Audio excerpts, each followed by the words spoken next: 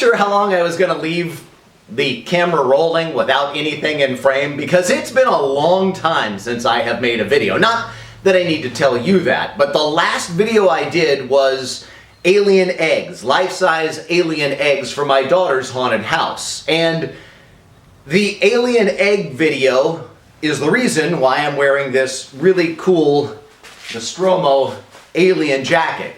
The people that make this on Etsy had reached out, and as a thank you for making that video, because they've been looking for a way to advertise some of their alien gear, and they wanted to make life-size eggs as well. So they made some and sent me this really cool jacket. And I would love to promote their site and talk about who they are, but they don't want me to because they don't want a bunch of people reaching out and trying to get free jackets. And my way of thanking them is I pretty much bought everything else they make on their Etsy store. But this jacket is super cool, but it's very hot. It's the middle of summer and this is a great jacket. But I know I haven't made a video in a long time, and I've got some super personal things going on that are very scary. And I'm sure at some point I'm going to wind up talking about them, whether it's in a podcast or in some voiceover when I'm building something. I know I share too many personal things, and I'll probably wind up talking about it, but it's possible for me while filming to see the scary things that are going on, and I realize this is confusing, and I did talk about this with my Patreon members, and Kyle, one of my Patreon members, has been amazing. I mean, he reaches out like once a month just checking in and seeing how I'm doing, but I've kind of been afraid to film a video for what I might see when I'm watching that back, and I'll get into it at some point. I'm 2 tangents in, and I haven't even gotten to what's going on today, because today I am going to do a build video. The other thing I'm wearing other than the really cool alien jacket is I'm wearing this t-shirt, and this t-shirt gets attention anytime I wear it out in public. I get at least one person who will comment, "Hey, cool Star Wars shirt," and it doesn't say Star Wars on it anywhere. And it's cool because it's not in your face. I have another Weyland Alien shirt that I wear that gets a bunch of attention as well. And my build room is a mashup of a lot of things. And I've mentioned before that my build room, my idea for it is it was a rebel base that got taken over by Imperial troopers who were abandoned on that planet because they were left for dead. But in my mashup, it's also going to have some alien things in it. Because I like a lot of things, and I'm looking for excuses and ways to tie them together. But there will be some alien things, including a sign that is going to be on my weapons cabinet, my weapons lockup cabinet. And I want to make something simple today, and I'm going to make a Weyland sign, a metal sign to hang on my weapons case. And I'm going to make a video, and hopefully it goes without incident, and hopefully I can get back into making these videos and get over the fear I have. So making an alien Weyland sign is what I'm going to do today on today's Try to Finish Something. So in honor of Alien Earth, which is the new Alien Hulu series, and because I'm a giant nerd, I am going to take this old gas station propane cage and turn it into an alien's weapon case. Cool, huh? These signs have to come off, and a Weyland-Yutani sign needs to take their place, and my inspiration for this TeePublic Weyland shirt, which I have purchased. So, off to Illustrator. And I almost had it done, but needed a little help from the amazing Ado Morin, who had helped me with the letters layer. I kept clumping them together, but he was able to fix it. Bottom layer is the base, and you see the second layer is the letters and the cutouts. Off to the robots for the hard stuff. My thought is this is a mass-produced sign, so 2 layers seems like the minimum and would make sense to churn these out by the thousands and mount them onto all of the Weyland gear. I had to change the letters and stuff just a little bit to make them more stencil-like with bridges and connectors so that they could all still be connected at all points to the second layer. All of the projects and stuff that I was trying to finish right here still at the desk. I haven't even sat here in a while. I'll get there. So the idea is weathering in layers like the Andor blaster that I did, link right up there. I just need to mask and figure out what shapes will need what layers of colors. I also need to mask some unseen areas that won't get any paint at all because I'm going to ultimately super glue these two layers together, and glue on paint isn't the best. I would rather have some parts that are gluing exposed wood to wood on these two pieces. I will spare you the hours of masking, but there is going to be a lot.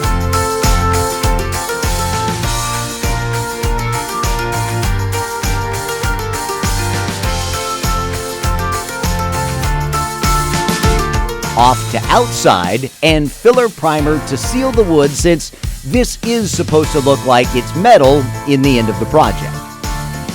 Dust coat laid down first, and then I will really coat this thing. Good enough. Bring it inside and give it a good sanding. I'm trying not to sand too hard where the masking tape is.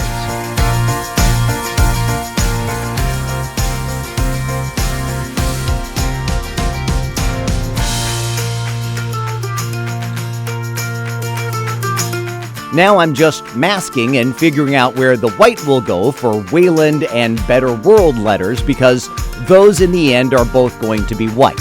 Then I will mask out the upper and lower bar and the W. I just need to make some marks where the different colors are going to go. I'm just marking it up, masking, and then I'll take it outside to start painting the white layer first. Looks good.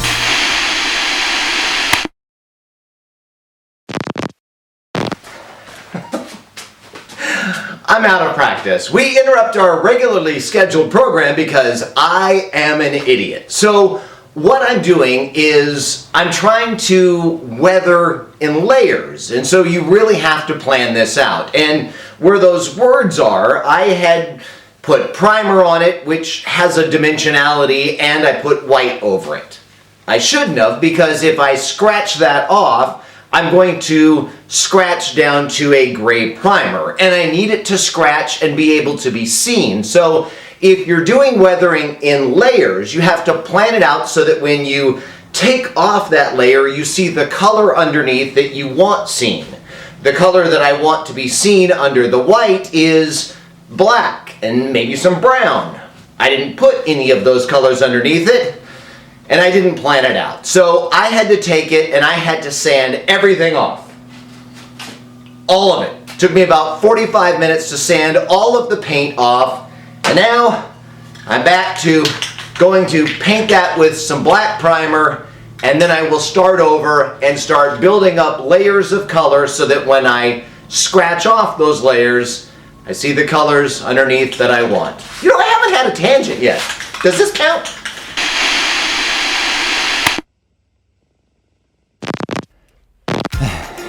So now it's all black. It's not perfect, but there's a layer of primer filler everywhere and black for the base of the layers. Taking it outside to give it a layer of warm caramel, then a layer of white.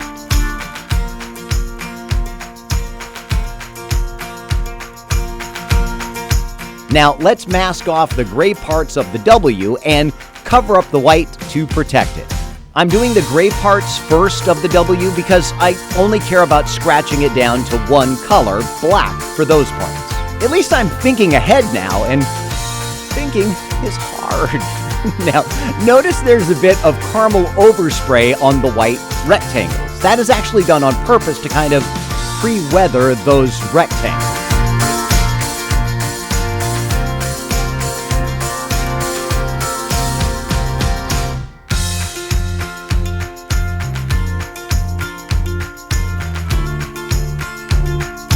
Let's do the W and the bars on the top and the bottom. They will both be the same color, a yellowish orange. I did the same pre-weathering with spray paint on that too. Yellow, orange, a bit of black, and a little overspray of some white in places. Lots to scratch down to.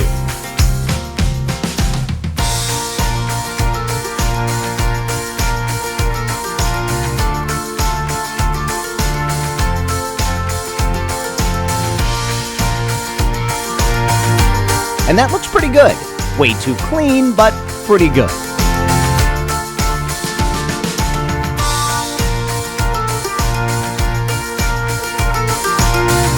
It's weathering time, my favorite part. I want the weathering to be very perpendicular and symmetrical. I am scratching with a standard screwdriver and dragging it down, adding different amounts of pressure, then using those lines to scratch with different types of wire brushes.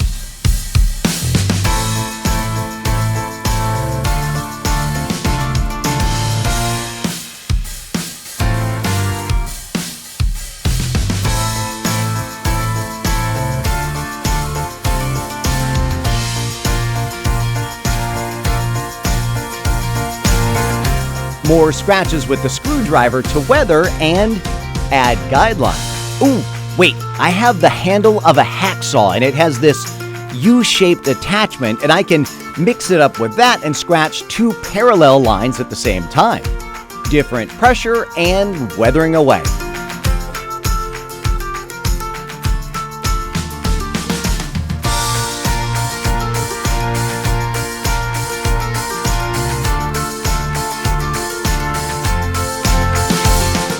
God, this is riveting to watch, isn't it?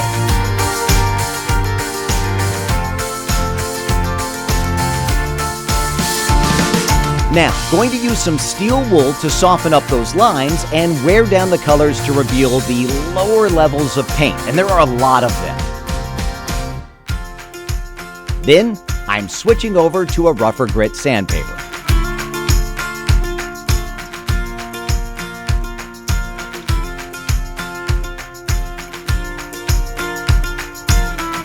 All right, I think I'm done with the subtractive weathering. Let's get some paint and do some additive weathering. Grab some orange, rust color, brown and black, and these are just cheap Walmart acrylic paints. Grab some water and do some washing.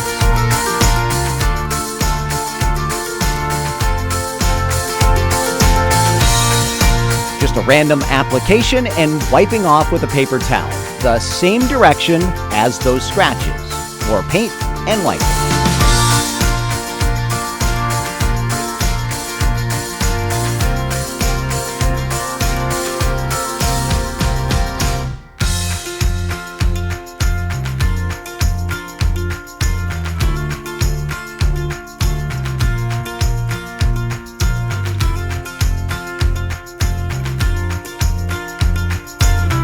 Still trying to get the look of that original shirt.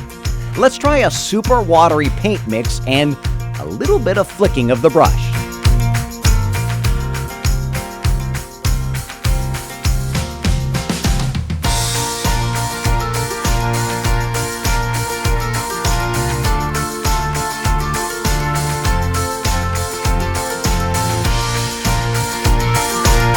More paint and wipe.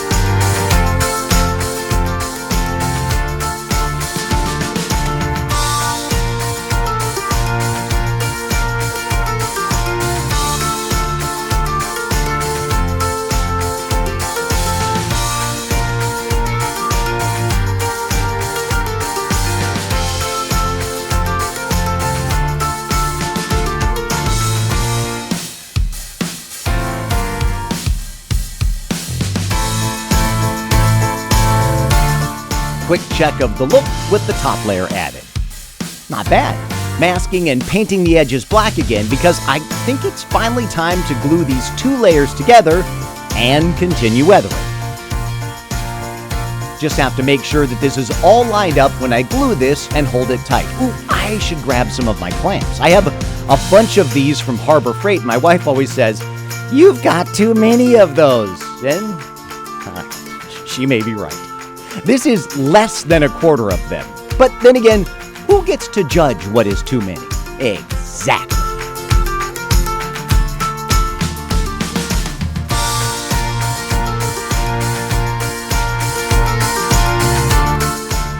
My darn glue tip on this super glue is sealed. I'm going to try and break it free with some pliers.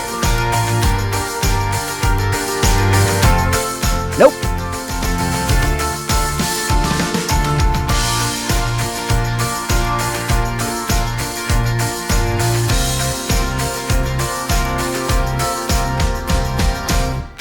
All right, I'm just going to add a new tip and I'm ready to apply the glue. Some to the wood parts and then just everywhere else.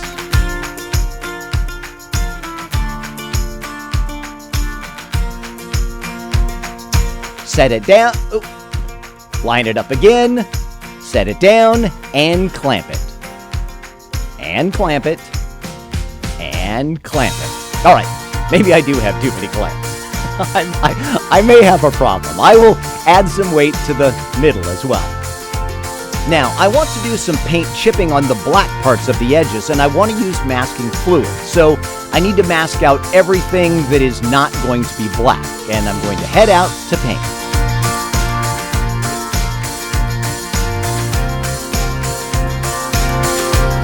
Layer of black, and then I hit some of the parts that I want to chip with silver and some more of that caramel color.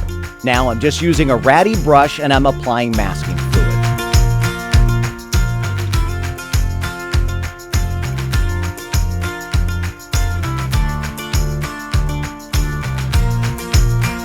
I'm using this stuff here from Michael's. I usually use toothpaste, but this stuff comes off quickly and this weathering has already gone on way too long.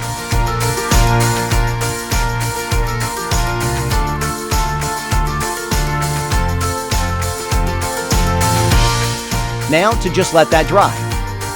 Never mind. I'm just going to dry it with a heat gun because I am impatient. And now back outside to hit that with black. And I'm back to do some masking peeling.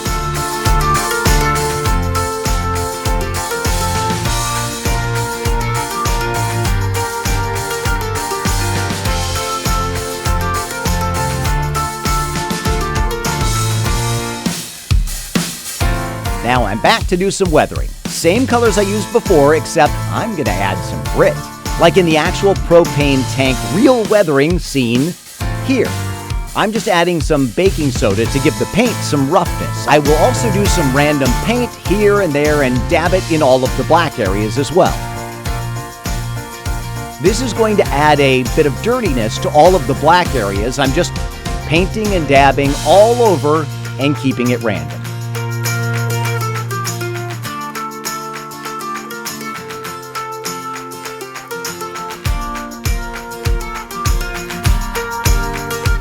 Ooh, let's add some silver with a Sharpie, then weather over that for some silver chipping on the black and pretend that it's been there a while when I give it a wash.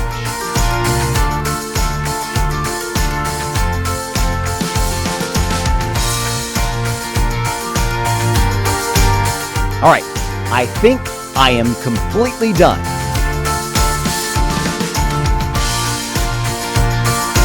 All right. I totally lied. For those of you that looked at the timeline and saw that there's more video, I did turn the lights off and turn the camera off, but I never get to do welds. You don't see a lot of welds in Star Wars, so I decided I was going to try an experiment. I tried caulking, that was bad. Hot glue, that was worse. My green stuff tube had completely dried up, but little balls of Bondo putty, I think, will do the trick. The problem is Bondo starts out too liquidy in the beginning, and you have to let it dry to a clay-like consistency and work it into these little balls and then mash them together. Here, I'll show you.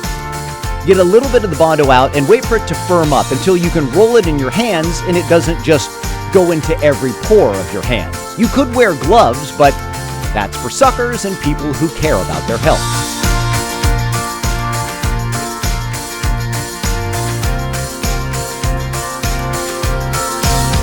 Make little BB-size balls of Bondo.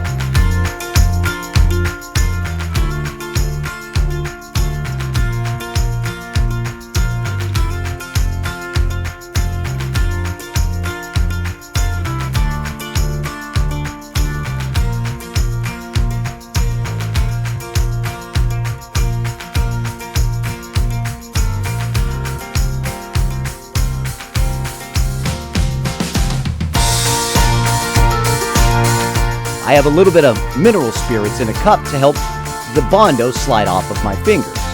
Mash it down and slide it with your finger, like you're trying to wipe something gross off. Mash the next one down and slide the ball away, and repeat. I don't know anything about welding, but I looked up popular weld beads and found these pictures. And I'm just trying to mimic the circle's weld bead. I figured if these were mass-produced, they would be done quickly and without, a ton of care, so it doesn't have to be perfect. I will do 2 weld beads on the top and 1 at the bottom, as if the top plate was kind of just tacked on.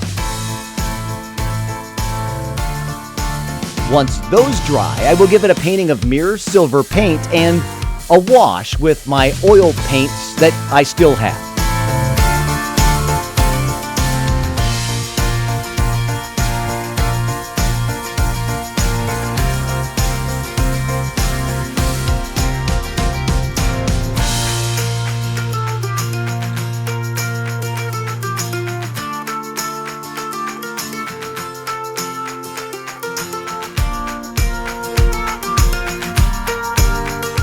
And it's too soon. This mirror silver needs 24 hours to dry, and I'm trying to rush too quickly. I will set it outside in the sun and see if I can speed that up. Now I will try and give it another wash again with black acrylic and some of this rust wash that I've been wanting to try, and dab it on. I only want a little bit of that silver showing through.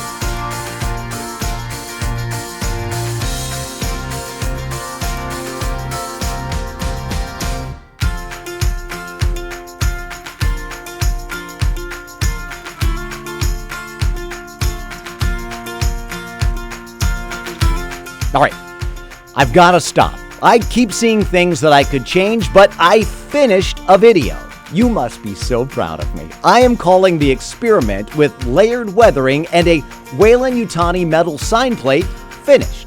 I really hope you liked this video, and if you did, please subscribe, join my Patreon, consider telling someone else about the channel. I am so close to 4K. And if you didn't like it, as always, just keep it to yourself, and we'll see you next time as we try to finish something. Don't forget, if you join my Facebook group, all of these files, as always, are yours free. Don't forget to stick around. Glam shots are coming up next. Aliens, glam shots.